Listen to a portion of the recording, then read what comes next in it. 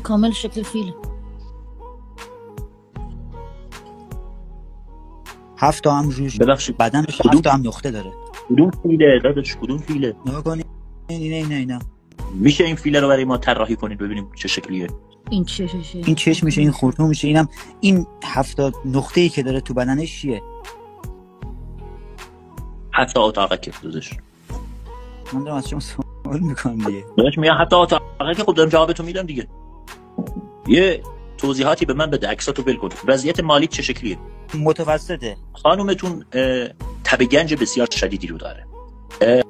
خانومتون باعث میشه که شما ضررهای زیادی رو بکنید. من حرفام رو کنم. چون الان میاد مثلا اینجوری که میگه این فیله که فیل نیست، این داره شما رو سوق میده به سمت یک راه بری که تو راه ما در مبحث گنج همه کلاهبردار. تو میری برای یکی میفرستی میگی این فیله، طرف بهت میگه بله این فیل، و تو میری میگه آقا هزینه بریز من بیام.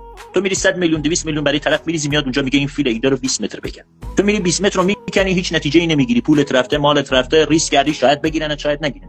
با توهم گنج در نمیاد، با دروغ گنج در نمیاد. گنج اگر قرار باشه در بیاد این شکلی در نمیاد. فیل چرا باید بره تو کف زمین؟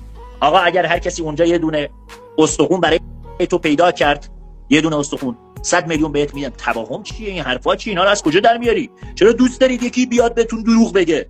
چرا دوست دارید که یکی بیاد سر کارتون بذاره؟ چرا دوست دارید که انسان بیاد شما رو به دروغ بگه؟